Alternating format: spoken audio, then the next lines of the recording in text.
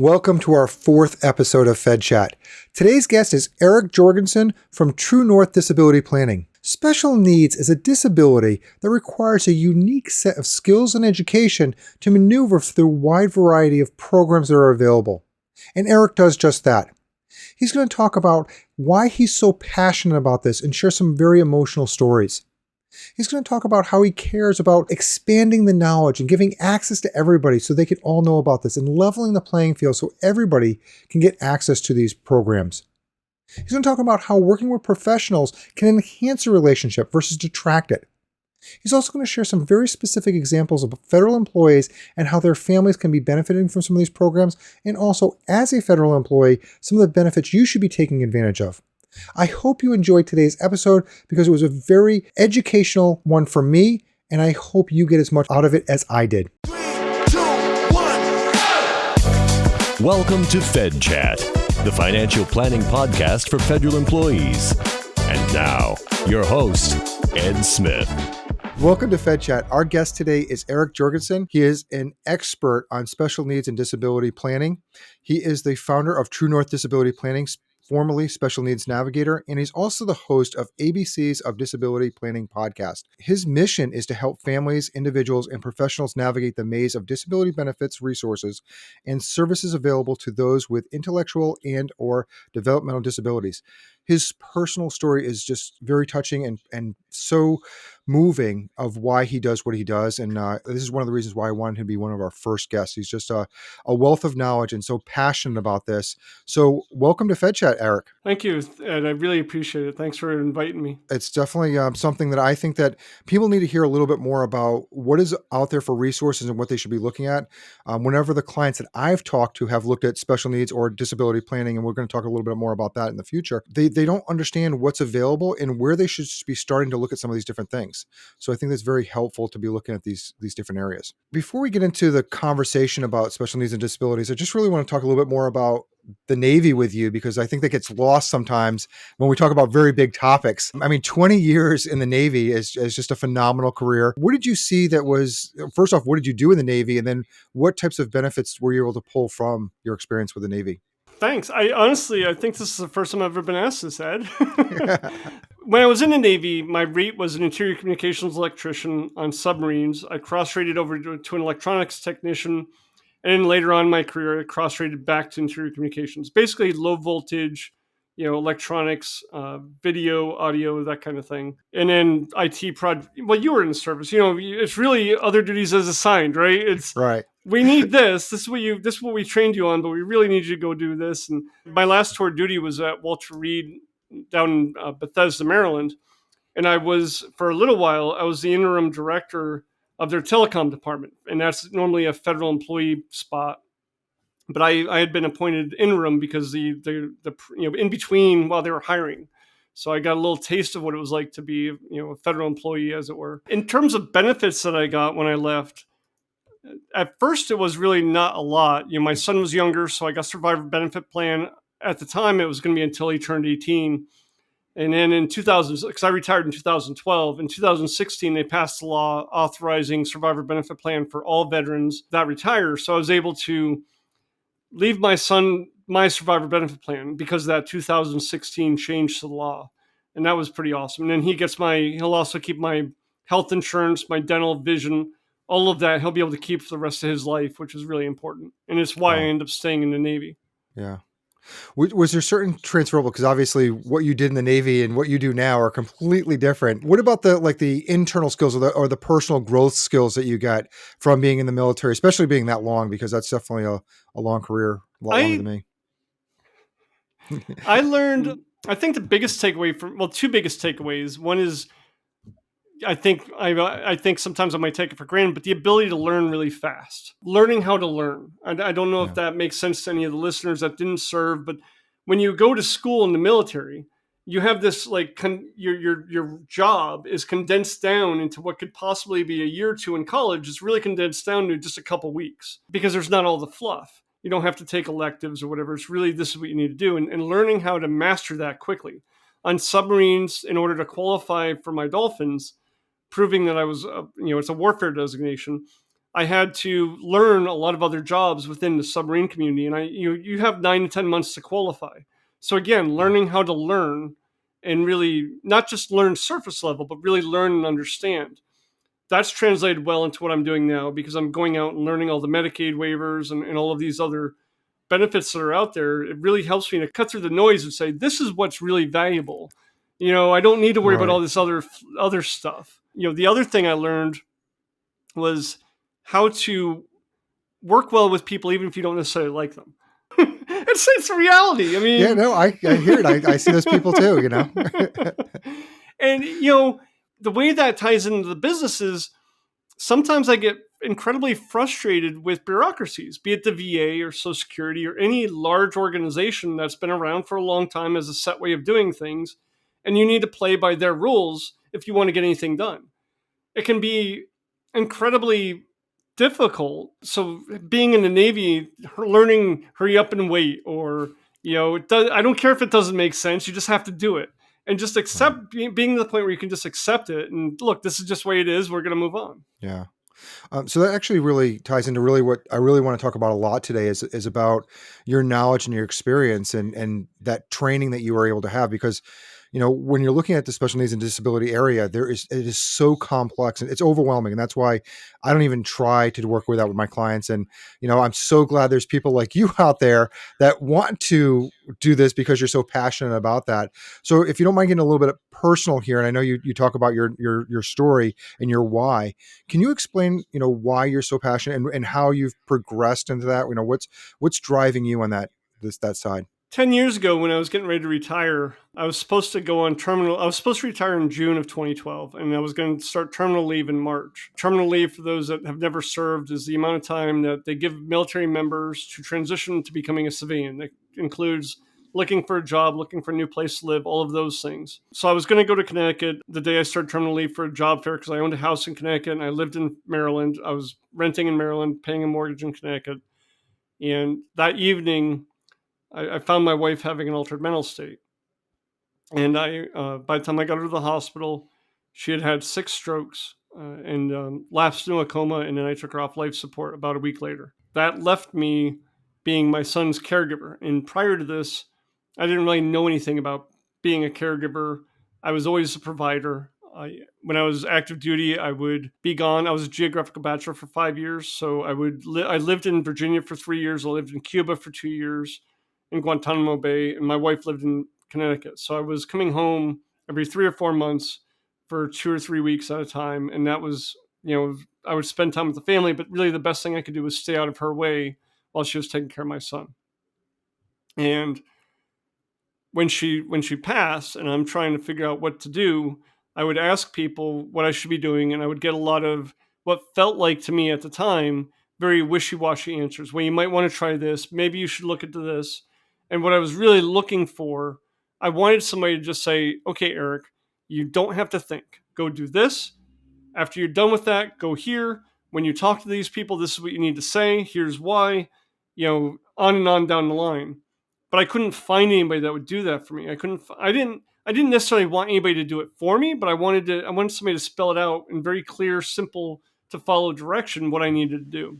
So that led to me joining a financial planning firm, a financial services firm in October. I retired in December. I got extended in the military for 6 months, which was its own battle to stay in for 6 months. I joined financial services. I bounced around between a couple different types of financial planning firms. I was a financial planner where I only charged fees for plans.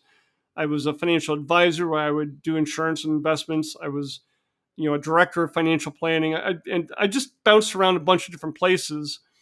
And then in 2017, I started a special needs navigator as a way to serve families in what I felt was being overlooked. What Medicaid waivers are, what is SSI, how do you apply, how does all this work together? So between 2012, 2013, 2017, I was really coming to understand, yes, financial planning is important. Yes, life insurance is important because my wife had died without enough insurance to cover what we needed to take care of. But there are professionals out there who are really good at all that. But there's nobody out there who's really helping parents like myself understand how it all works together. How does a trust work? Back then, an ABLE account didn't exist yet, but how does a special needs trust work? How do you know if you should be doing Guardian from a parent's point of view, not from a legal point of view? Things like that. So I started Special Needs Navigator to do that. In 2020, my son had surgery because his sternum was pushing against his heart and his lungs, so he had a rod put in his chest to push his sternum back out. That rod came out this year. That was in February. In March, I had surgery to remove an aggressive melanoma where they literally cut off the left side of my face. If you can draw an imaginary line from the bottom of your ear to the bottom of your lip, and then from along the top of your face, underneath your eye, along your nose, everything in between that was removed. So while I was recovering from that, it just really sank in that I just kept trying to be the square peg in a round hole.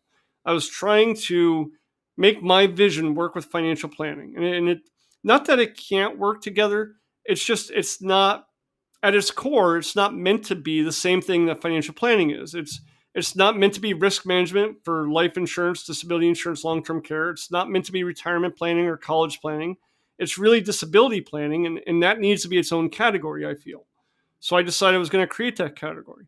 And I incorporated Special Needs Navigator. Before it was just a hobby. I was doing it as a sole proprietor. I didn't have it incorporated, but I incorporated it as an LLC in July of 2020. And earlier this year, I transitioned from Special Needs Navigator to True North Disability Planning out of respect of the people that I'm hearing who feel that special needs is more of a slur. It doesn't accurately reflect what they feel. They have a disability. There's nothing wrong with saying they have a disability. And candidly, I've never said my son has special needs. I've always either identified it by his disability, autism, or just saying he has a disability. So that's how I got from where I was to where I am in a really condensed version. All right.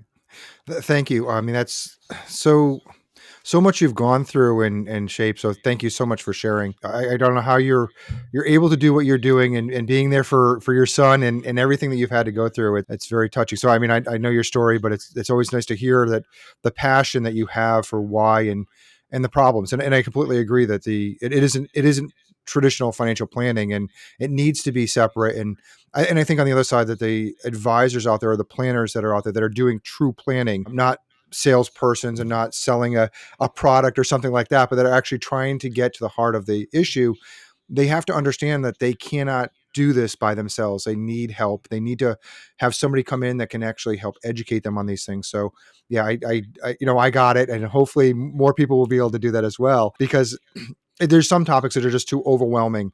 And if people that have the passion for this are really good. I do want to touch on one point that you mentioned there. You mentioned the difference between disability and special needs, and I think that that's very important to be able to look at those difference of those terminologies.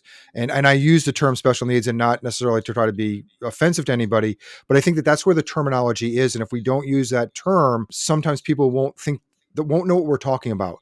They'll think we're talking about getting hurt and can't working or something else like that. So, please, any disrespect out there, it's not meant that way. It is purely a way to make sure that the people are getting educated so we can transfer over to the right terminology and be able to help more people, because I think a lot of people need that support to be able to do this. So you will hear me use it a couple times. And it's more that to make sure that we're getting that out there, so people, when they're searching for that term, they're coming to the right place and not going to the wrong place. That's not going to help really them. good. Yeah, and that's a really good point, Ed, because a lot of parents are searching on using the term special needs. Right. It's the self-advocates, the individuals themselves who have disabilities. I'm hearing say they don't like the term special needs. There's a few parents, but by and large, the individuals I'm hearing who want that line drawn it's really going to be the individuals who have disabilities and don't see themselves as having in air quotes, special need. Right. Yeah. And I think one of the things you didn't talk about when you're talking about your story, and I just want to make sure people understand this, you talked briefly about your son. I know you talked about your wife and the progression on the path, but a little bit more about your son as far as, what's going on with him and how you got into this, looking at special needs in the first place. And you talked about, your wife helping to understand everything and then your progression there. But let's hear a little bit about your, special needs or disability itself and how that's affecting you and what's going on there. I'm going to talk in some generalities because my son's going to be 23 this year, so I try to respect his privacy. Yep. But his diagnosis is autism. Back when in the early 2000s, it was pervasive developmental disability, not otherwise specified, because they didn't want to give the autism label. That's changed a lot over the years. Okay. But back then, they didn't want to give the autism label. When my wife died, she was his primary caregiver, meaning she was doing everything for him, his activities of daily living. At 12, he was still needing help with toileting, eating, all of that. He's since become much more independent. We've worked with him on that, but he is on a Medicaid waiver in Maryland. He's going to be receiving supports. For those of you that have children with disabilities, his budget's going to be about $200,000. So that'll give you an idea of the level of support he's going to need. And he's got a behavior plan. So he's got some challenges, but he's also got a lot of strengths. He is very capable of making sure we know what he wants, what he doesn't want. He's very capable of doing things on his own. That was a big thing that we worked on over the years was, I'm not going to be around all the time. We got to make sure you can be independent. I am his legal guardian right now. At some point, I'd like to get him to a place where he doesn't need me to be his legal guardian. And that's possible because individuals on the spectrum, oftentimes they'll mature slower than others. So you might see him in his 40s, catching up to somebody that would have made milestones in their 20s, that kind of thing. So it's been, the journey has been trying to find, what am I supposed to be doing to make sure, like, I didn't know about the Medicaid waiver when my wife died. I'd never heard of it. I didn't know there was anything I should be doing for preparation. I didn't understand what it meant to transition from high school when you're considering do you go for a certificate or do you go for a diploma? I never wanted to be guardian. All along my plan was he'll graduate with a diploma and he'll be fine. And then, I hired an education advocate and she said, no, the school's right. He needs to be in school till 21, 22. So it's just, and we're transitioning from self-directed, meaning I would hire staff that he needed. I would run the budget. We're transitioning over to an agency just because it was too difficult for me to try to find staff. It was too much for me to handle it can be a full-time job if you're doing self-direction or whatever it's called in your state, where you get a budget and they tell you, okay, here's what you have to stay. Here's your guardrails. This is what you have to hire and fire staff, but you have to go find your own staff. You have to cover, if somebody doesn't come in for a shift, you have to cover it. All of those things. It's definitely very touching and thank you. And we obviously want to respect both your and his privacy to make sure that we're, trying to tell a story, but doing it in a professional way. So thank you. Obviously you have a lot of motivators earlier in starting to understand and all those sorts of things.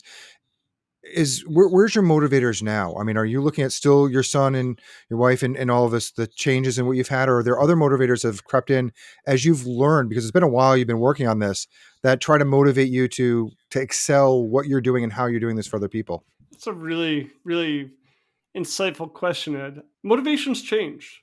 As you pointed out, when I first started, it was definitely all about my wife and my son. I tell people now, only half jokingly, that I have an overinflated sense of justice. I'm really angry about the inequality of access to care when it comes to minorities, people of color, immigrants, anybody who's not a white cis male. Almost, it seems like I'm just really aggravated at that, and that's part of what's driving me. Is I want to level the playing field for everybody to have the same access to care, the same access to benefits. It shouldn't matter if you're making $200,000 a year and you're a millionaire. If you're a single mom barely getting by because you're busting tables, you should have that same access. It shouldn't be the only way you find out is because you have a financial advisor. So that's where my motivations change. Is I really want to level the playing field.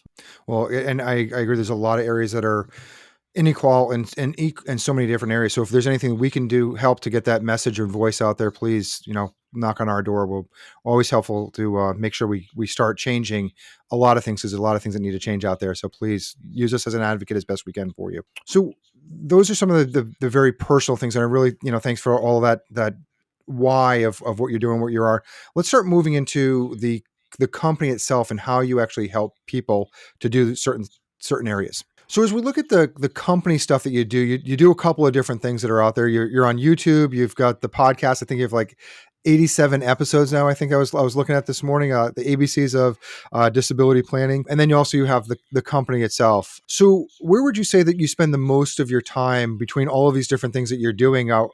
Pushing education, interviewing people. Where would you say you spend the most amount of time, but also you have the most passion, or you enjoy most out of those three different things that I see you doing a lot of?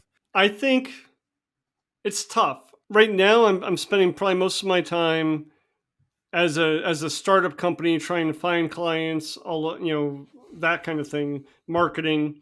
My passion is around creating the content, which is why I tend to probably spend more time than I should be doing the podcast and the YouTube channel and writing for the blogs and things, because I really, to me, that's a great equalizer. Podcasts are free, YouTube videos are free, so I can put a ton of content out there for free and get everybody to see it. I'm working on building courses. They're not going to be free, but they're not going to be as expensive as an hour of my time. And like it or not, time is finite. So for me to keep my business afloat and for me to continue producing content, I have to price my time when I'm with somebody to account for the fact I can't do anything else when I'm with them. So I can price courses pretty low because they're repeatable. I'll spend the time once on the course, but if I'm sitting down with somebody and I'm doing that one-on-one consultation, then by virtue of that, there's all that time I can't do anything else, and so I'm charging a fee for that. Where I want to go is where the consultations will dial back, and it'll really be more on a professional level, business to business level, where I'm working with professionals like you, or trust officers, or family law attorneys, and they're bringing me in for the more challenging cases, not maybe in the beginning I've been in on a few cases. I show them what, the basics, and then they can run with it. They don't need me there all the time, or maybe they take one of the courses and they don't need me there all the time. I'm working with a business coach in California. She's the owner of First Steps for Startups. And we're creating a business in a box model where moms who are re-entering the workforce, who want to work with families with disabilities, can come to us, get everything they need to start their business. Oftentimes the barrier is, oh my gosh, I don't even know where to start. So we'll give them all their startup stuff. I will cover all the disability knowledge with my courses, an hour and a half of time with me. And then I'm offering what's called navigation as a service, where you can tap into me if you need me, but you don't necessarily have to. I mean, really, I'm trying to create everything as much as possible out there. So where I am spending a lot of time right now is not where I want to be. Right now, I am spending a lot more time working with people. Not that I don't like working with people, but I really feel the more I can remove myself from one to one into creating content, the more people I can affect. Does that make sense? Oh yeah, and we're doing the same thing too, because we put a lot of content out there, and I think that the content is really consolidating some of the noise that's out there, and the bad information as well. I mean, Yes. people, they hear something from their friend, they hear something on this, or they watch a video that they probably shouldn't be watching, that a person that doesn't have credentials, and saying something, like, buy crypto, or do something else, on our side, the same type of thing on your side, and you don't find out until it's too late that was bad advice. So I think that a place that they can get the free content from a valuable source is very helpful. But then you have to elevate that to a certain area, a certain point of classes that can actually help bring people together and help answer those questions. But then there's also the very specific things that people need help with in doing that. And yeah, and I completely agree, understand about the families versus professionals. Not that you don't want to help the families, Right. but I think that the professionals get people at a point when they're ready to be serious. They've already started that process.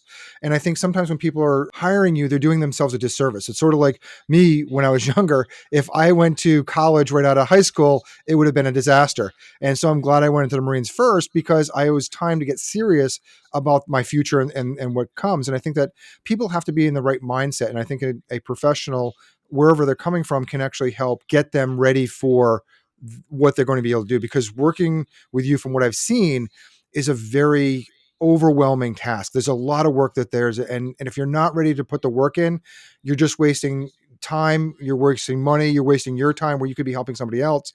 And so, yeah, I definitely understand where you're talking about that. And I think people have to be able to understand that it's not against them. It's just that they have to be ready for that that next level helping on that's on that side.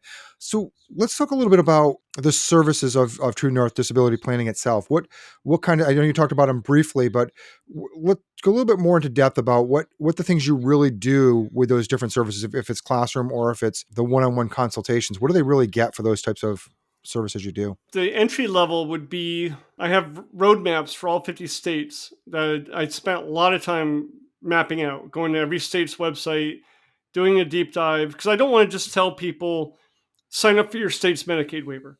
Because as a parent, that's not helpful. I know I'm supposed to, but where am I supposed to go? What am I supposed to do? What's it going to look like? So Yeah. what I've done is, whenever possible, and not every state is equal, but whenever possible, I've included a copy of the state's application in the roadmap. Because that's what I needed. I needed to be able to fill out the application before I did it for real, to make sure I have everything. What am I going to need? Especially if it's an online application, I don't want to have to minimize the browser or go to another website or something to try to pull up information. I'd rather have the application in front of me and say, okay, this is what I need. Let me get it all together, and it gets my head right. So the roadmaps are for all 50 states and DC. The very beginning of it is a checklist, which you can, if that's all you get out of it, I think it's phenomenal. And if you follow the checklist from the beginning, to start at the top and work your way down, it's geared to do the easy things first, and then the harder things like SSI and the state Medicaid, that comes later on down the road to build up some success and feel good about what you're doing. I'm very transparent with the pricing. It's $53.73. You can get on the, you can, I mean, I'm transparent. Everything I do is priced on the website. I hate trying to figure out what something costs before I buy it. Come on, that's fun. That's a fun game to play, Eric. So, I mean, that would be like the entry level. You have a child transition age, which is 14 to 22, 26 if you live in Michigan. You can get the roadmap, and you don't have to work with me. If you're an advisor, you can get the roadmap for your client, and it's meant to just take it and run with it. The next step would be the individual consultations, where maybe you, again, sticking with the transitioning youth, maybe you need help with, I just need somebody to explain this to me, break it down for me. I know it should make sense, but I've just got parent brain. I mean, I'm just not getting it.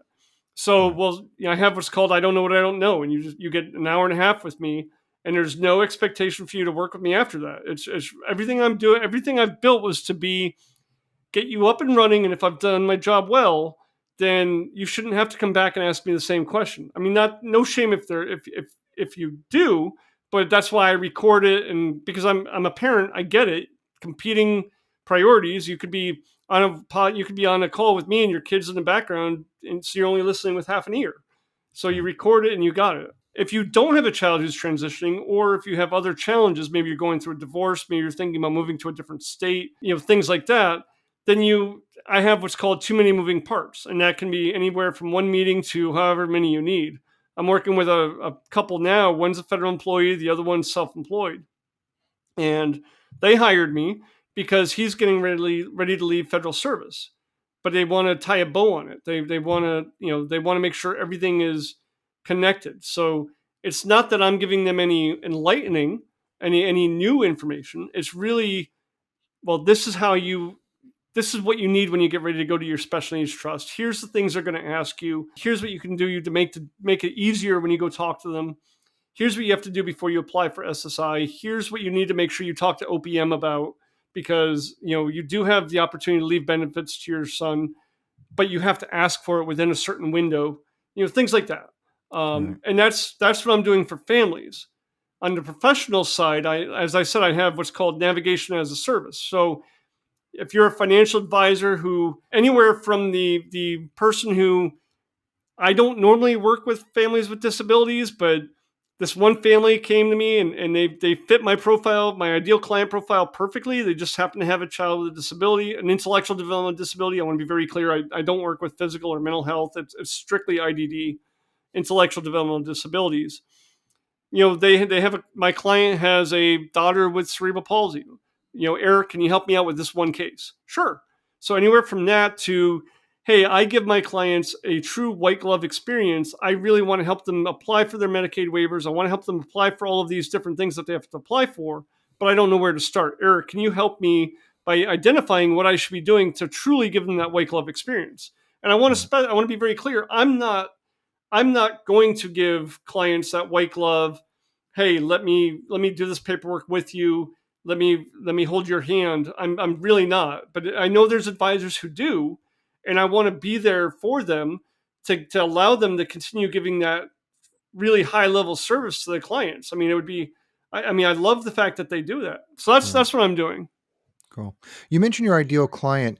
Where's the ideal age that you should be introduced to the family? Because you mentioned about transitioning and getting into adulthood. Where's that ideal age that you would say for a child that you should be introduced?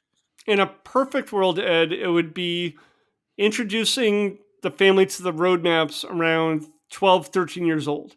Any earlier, and they're going to be still so deep in the IEP 504 world, education planning, 13, 14, they can bring the roadmap into the IEP meeting with them and say, this is what we should be doing to transition. Can you tell us what you can help us with? They don't need to work with me, but they can definitely bring that roadmap into the IEP meeting and say, hey, it says we should be talking to Voc Rehab. Can we have Voc Rehab with us during the IEP meetings? And they can. You can bring a vocational counselor into the IEP meeting. The school may not help you apply for SSI, but they can help you. Maybe they might be able to help you talk to other parents or something about what challenges they had when they were applying. Or I don't know what schools are allowed to do, not do. Education's not my world, but that 13, 14 would be perfect. Right. Okay. That's great. Thank you. One of the things that you said something and it came off of my head as a light bulb when we're talking is, the planning side or the financial planners out there, we're taught bad things. And one of the things that we're taught is, oh, you hear they have a special needs child. Oh, you need a special needs trust. That's how I help you. We'll get an attorney in here. Let's get a special needs trust. And, through you, I have a client that we work with, we brought you in first. Or actually, I think next week or the week after, we have a final meeting with the estate planning attorney, but we brought you in first. Before we brought the attorney in, we brought you in, and it was so eye-opening for the client to be able to see all of these different things that they had to do before we even start looking at the estate planning and the trust type of stuff that's there. And now, please, if you're listening or watching, I'm not saying do not get trust work and just hold off for 6 months or whatever. If you don't have this stuff done, get it done.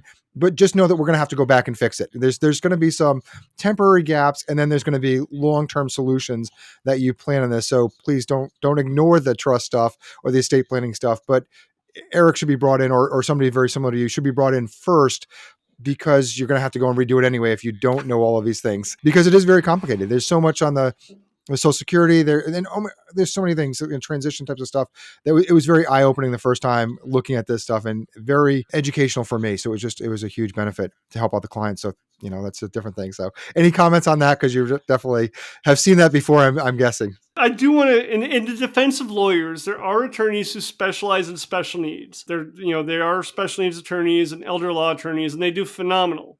What I bring, I don't bring anything legal to the table. All I'm doing is making sure you know what the attorney is going to ask you about. Because for whatever reason, attorneys don't have checklists of what to bring to a meeting. I would love that. I wish they would just say, when you come to our first meeting, these are the kinds of things we're going to ask you about, so come prepared.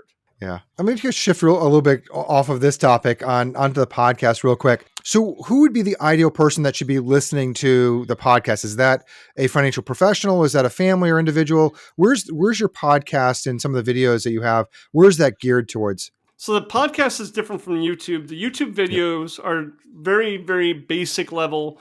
They're really geared towards families who are looking for an introduction to disability planning. I'm not to say an expert can't, but a lot of the experts I talk to routinely, it's almost too basic for them. But it's a really great introduction for families.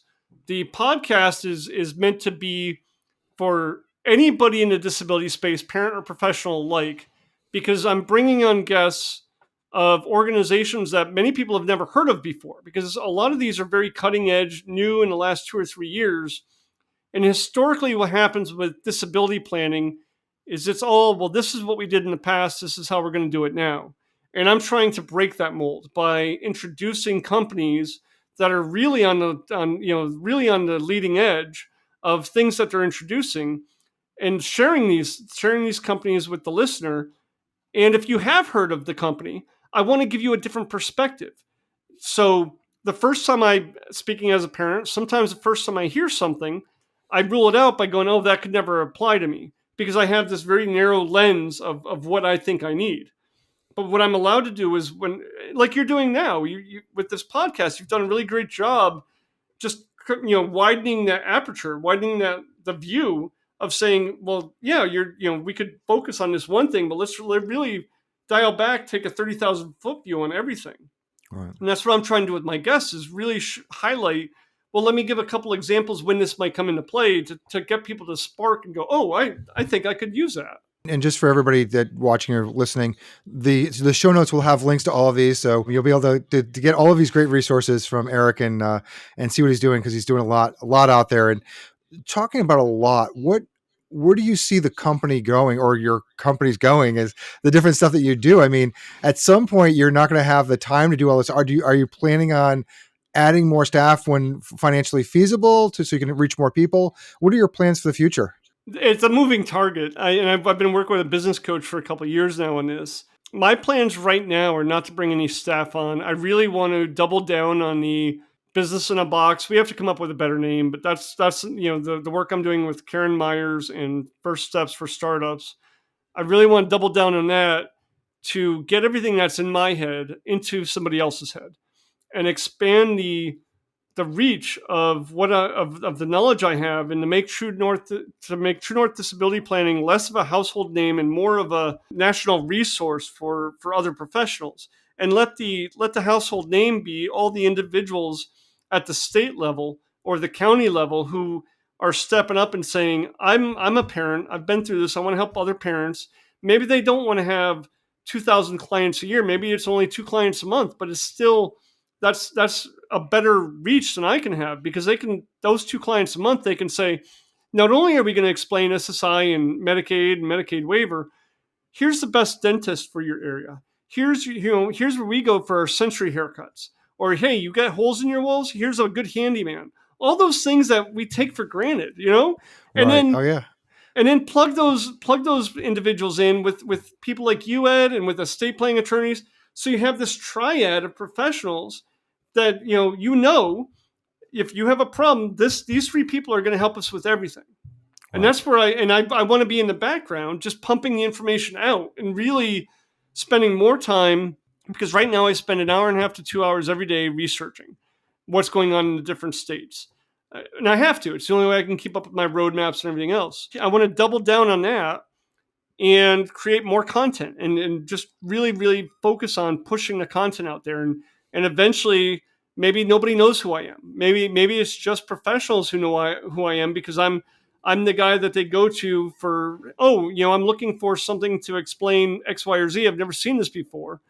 Can you help me out with this? Definitely a huge undertaking to try to find enough professionals out there that are doing good. I mean, construction guys, real estate. I mean, there's so many out there that making sure that they're good quality people that have the backing. I mean, and have the ability to take care of people on different levels. You're doing so much.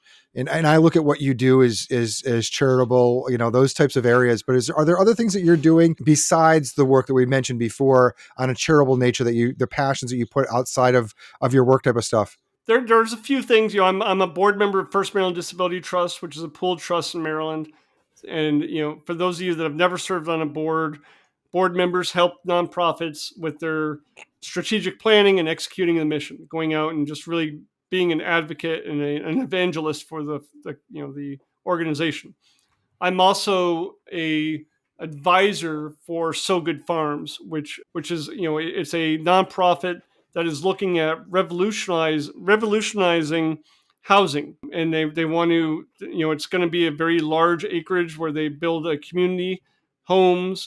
They'll have a working farm. They'll have stores where they can sell the goods, and it's going to be for individuals with disabilities to live and work, and their families all to work there. That's amazing. It's a pretty cool concept. I'll have to learn a little bit more about that as well. And we can definitely post those. Just send me the link, and we'll make sure they get in the show notes for that as well to be able to put that on there. All right. So we've been talking a lot about you, the company, but you don't specifically just work with federal employees. And when I was actually looking at some of the things that you do with federal employees, I was actually talking to our first guest, Chris Kowalik from ProFeds, and I was talking that we're going to have a guest on here that's talking about special needs, and she named you specifically.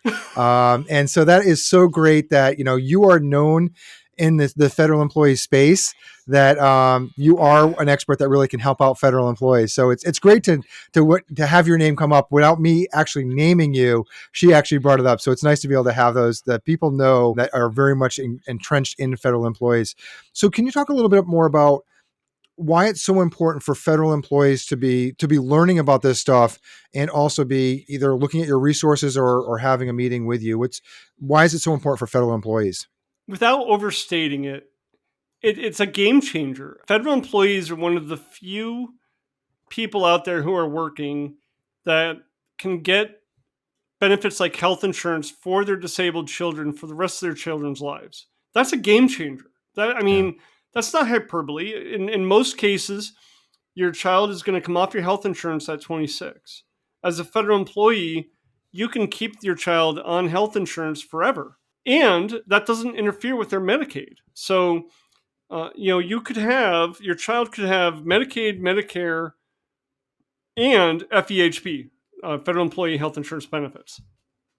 And that's huge, especially given how good the quality of FEHB. Because I'm retired, I have Fed VIP, or I think that's what it is, for the vision and dental. And I love it. I love how the access it gives me for the variety of providers, and being able to identify my son as permanently disabled and staying on dental and vision, because although Medicaid will pay for dental in some states, you have to find a provider who will accept it, because they pay pennies on the dollar. So if you can have your child stay on your health and dental, your vision and dental insurance forever, that's a big deal. It's a huge deal. But you have to tell OPM, you have to tell your HR department, and I'm not going to try listing the time frames, because I don't like relying on memory for that, but it's within a year or two of retirement before you retire. You can't wait. If you have a child with a disability and they're going to need, you think they're going to need care for the rest of their lives, you need to be talking to your HR department sooner than later. And it's all there in OPM. HR should be able to help you. And there's also a small chance, I don't share this too often because it's usually not the case, but there is a small chance that your child could get a portion of your pension if you're retiring from FERS. I'm not as positive as CSRS. I think you might be able to get a portion of the pension in either CSRS or FERS. It's going to be offset by your child's Social Security benefits. So many of the employees, especially FERS, who are paying into Social Security, they're not going to get anything from their pension for their child. But if their child doesn't qualify for Social Security, that could be, it could be worth looking into. I feel like I'm being wishy-washy here, and I don't mean to be. It's just...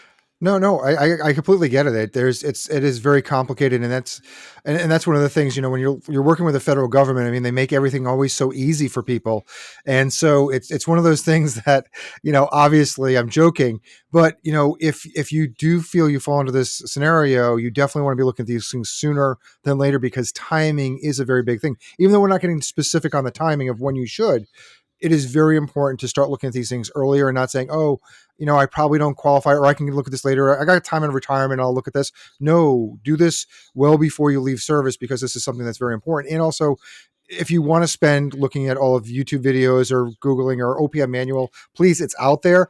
Or you can just hire a professional, because there are a bunch of them out there that can help you. However you want to choose to do it, there's a lot of resources out there. But yeah, the OPM manual is something that is very complex, and I don't advise just reading it by yourself. Get some help, because you could really be losing some benefits and not even knowing where the connection between all of them work, because you might think that they're completely separate, but they actually can be some very beneficial. You mentioned I want to say one more. Oh, sorry. I just want to say one more thing with federal employees. FEGLI is great when you're an active federal employee. I'm not going to knock it. They do give a lot of coverage and pretty inexpensively. But that's not what I would want you to use if you're going to fund a special needs trust and you're going to keep insurance in place after retirement. Right. Fegley gets ridiculous in terms of how expensive it is in retirement. And I'm not an insurance agent. I don't sell insurance, but it's something I've learned. I have $1 million insurance policy to fund my trust for my son, because there's the Medicaid waivers and everything are great, but they don't pay for a lot of things that people really need. The lifestyle things, the if you want to have a house, and there's just a lot of things they don't pay for. And life insurance to me is an easy way to transfer that to make sure you fund a trust. Fegley is not my ideal solution for that. It just isn't. When I look at the numbers, a lot of times you'll see that the costs go up 10 times once you hit retirement for like basic on Fegley. It's just a long-term solution. It's not really built on. So yeah, you have to look at the overall big picture of where all these things fit in. You mentioned earlier about a client that you were talking to that were looking at the transition into retirement. When you're looking at that, is there anything specific that people should be looking at in that phase, as far as before you retire, make sure you get all of these things put together, or something else that you have to be making sure that there's something specific, since you were just going through that with a federal employee? There is so much. Sorry. I mean, we do have a time limit here, Eric. So yeah, I mean, I apologize. The big items, and all joking aside, the big items are thinking about funding a trust, life insurance if you don't have it, long-term care. Risk management is a big deal to me because I'm a cancer survivor and I lost my wife. I have a long-term care policy. I'm 48 years old. I have a long-term care policy that I bought when I first got out of the Navy because it was so hard to get me through underwriting because of my VA disability. So I will be the first to admit I may be extremely risk averse compared to a lot of other people. But if you're retiring from the federal government and you want to make sure you really take care of your kid and you have the means to do it, having a separate life insurance policy from your long-term care policy could be the way to do it, because when you combine the two and you have a hybrid, that long-term care is going to eat the life insurance benefit away. And again, I'm not an expert in this, so if I'm wrong, Ed, correct me. But It's my understanding you're going to lose the death benefit to pay for long-term care expenses. So you may not be funding the trust with as much money as you originally planned. This is where working with a financial advisor is really important. Okay, what do you really need? Is your first pension going to be, cover all of your expenses and you really don't need it? Or do you need more money to set aside? TSP, you don't want to leave qualified retirement plans in a trust. They're going to be taxed higher when the money comes out as income. And although trusts, because they're special needs trusts, they don't have the same issues with the Secure Act, it's still something. If you can do a Roth conversion or something like that before you retire, maybe not before you retire because of income limits, but work with your financial advisor about the strategy. When does it make sense to do a Roth conversion to get some of that qualified money moved out into something that's not going to be as painful when you're gone for the trust administrator, or you want more of that money going to the child, not being eaten up in taxes. And I'm usually not a tax tail wagging the dog. It's just, consider it if you're working with an advisor, or maybe this is the only time you work with an advisor. Right. So that's that. You have the TSP, you have the insurance. You want to make sure. A lot of people I'm talking to think about moving to a different state when they retire. Well, that can affect your child's benefits. Really think about that hard, because if you leave the state you're in, then you're going to start over in whatever state you go to. And like I said earlier, not every state's the same. So if you think you might leave the state you're in, you might want to leave before your child gets out of high school. I know it's really hard to plan for that. Just be aware that if you want to move, maybe the answer is you move, but your child stays in the state they're in, so they don't lose their benefits. Those are the really big ticket items that come to me off the top of my head. Well, those are some really good points that sometimes we don't even think about the effects on different areas of what you have, like moving states. And for most people, like, oh, tax reasons, it's better, but the complications that this brings up can be huge. And, we'll talk a lot about TSPs and Roth conversions and when that timing is, and definitely, look into specifically for you when that's good. But if you do it sooner, it might be better for a lot of different factors, tax if it goes to a trust, or even just like Medicare costs or things like that. And you also mentioned mentioned the long-term care hybrid policies that are out there. And a lot of times advisors talk about this. And again, we don't sell any commissionable life insurance. We don't sell any insurance at all. We advise on it, but we don't sell it. And I think that a lot of times people look at the hybrid policies because most times people need either or. They need the disability or the life benefit. But in a situation you're just talking about, the family generally probably needs both. Right. And the people, I think, get the hybrid policies because in the life insurance product, the premiums won't go up like a long-term care policy will. Like every 5 to 7 years, we've been seeing long-term care premiums that come back and say, 70% increase in premiums, which is through the roof, and the hybrid won't. But if you need it when it's not there, that can be a very bad thing for you. So thanks for highlighting those things, because I think that a lot of people don't even look at those possibilities, and they're looking at cost, not necessarily the ending value or the ending benefit that you need on those different types of things. And I have one more thing that I think is unique Sure. to Fed employees, if I remember it correctly, because I do work with Fed employees, but I typically have the OPM manual out when I'm doing it. When you take Social Security, if I remember correctly, FERS will give you a gap from 62 to 65 or something, so you can take Social Security early and still get a little payment. You really want to think twice about when you collect your Social Security, because it can affect your child's benefit. If your child becomes disabled before the age of 22 and is receiving SSI before the age of 22, they qualify for what's called the Disabled Adult Child Benefit, meaning they will get 50% of their parents' Social Security benefit when their parent starts collecting Social Security through retirement or disability, and 75% of their parents' benefit when they die. And it'll be whichever parent has a higher benefit. So if you have one spouse who CSRS retiree never paid into Social Security, that's a moot point, because there's nothing there from that spouse. But otherwise, it'll be the higher of the wage earners. So you really want to, if you can, you want to wait until full retirement age to take Social Security. After full retirement age, it doesn't matter if you want to wait till 70 because you get a higher benefit. That's great. It's not going to impact your child's benefit. But I encourage you to wait until full retirement age. And this is again where a financial advisor can come in and take the emotion out of it and say, okay, well, yes, in a perfect world, you would wait until 67, but in the world we live in, you need to take it at 65. And don't let some guy on a podcast, because it could ultimately hurt you more. I mean, it really could. Right. So yeah, and I think that's a really good thing. I mean, while we're talking about these topics, you really need to look at your own personal situation, and the team approach is always better. When you bring in multiple professionals talking about complex topics, the brain trust can actually really help, get you the right solutions, because they're like, we can bounce things off back and forth of, hey, I didn't even think about this situation, because there's no way that any one person can know everything about the situations. And I have that a lot of times when I'm working with other professionals, that we're in a conversation and the client's going along and I'm listening to the conversation because I like to be there. And I'm like, oh, well, what about this unique situation affects you? Like, wow, I didn't even know to mention that. Or, wow, I'm so glad you mentioned that, because this just threw everything off.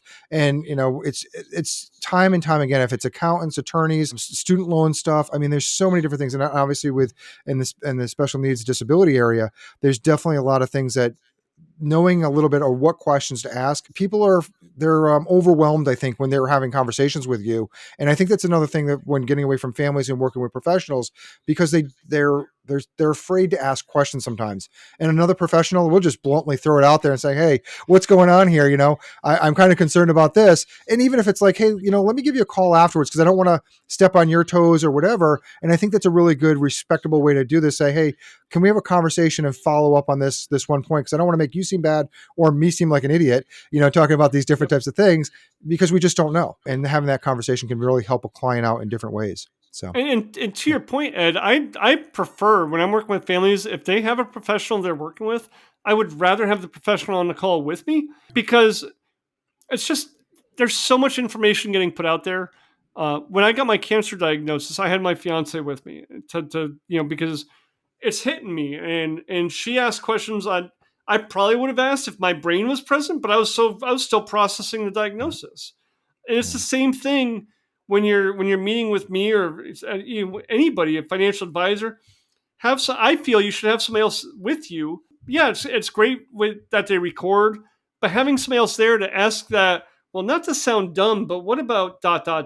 And I've found many times is that what about ... that is it like you pointed out, it can change the whole dynamic. Yeah.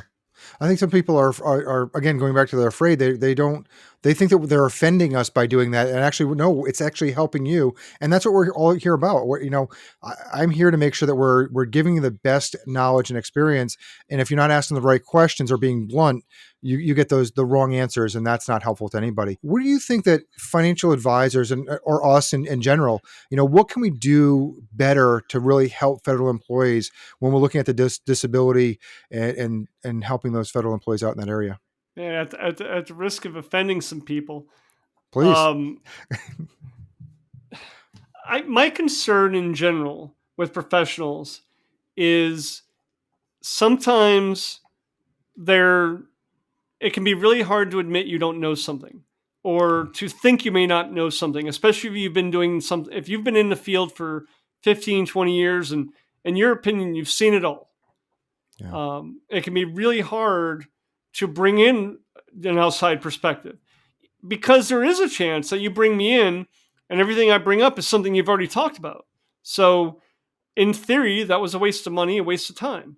I would argue it's not, because if nothing else, it lends credibility that, yeah, Ed really knows his stuff. He covered all this. Right. But more often than not, I think just from personal experience, I've brought up things that advisors haven't thought about because I'm not coming at it from how do we financially plan for two generations. I'm coming at it from, well, let me use an example of an advisor I was talking to the other day. It was like a 20-minute call, if that. She has a client, very successful. Both are doctors, so very, very successful. Their child is in his 20s, and they're worried because their child wants to take a more creative path instead of being a doctor, and they're worried the child's not going to make enough money.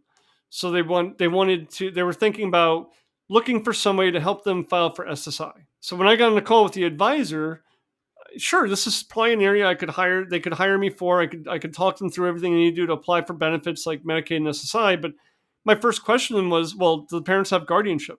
No. Well, has anybody talked to the son or, to the child about what does the child want?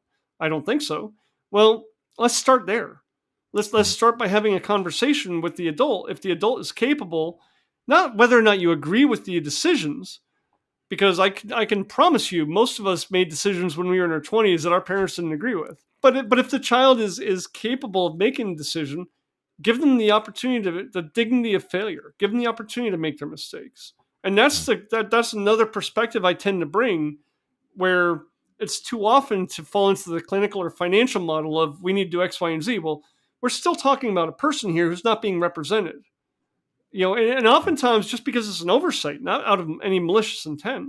Yeah, I think that's a really big point. A couple of big points you just made there, and looking at when you were talking, I was thinking just the exact opposite. When I was younger, I was not wanting to bring in professionals because I didn't want to look stupid. And now that I'm older, I'm like, there's no way I could possibly, you're talking about a couple of hours a day learning what's going on with all the different states. I mean, we only have clients in 17 states, but still, I don't want to be spending a half an hour a day trying to figure out what's going on with the disability planning.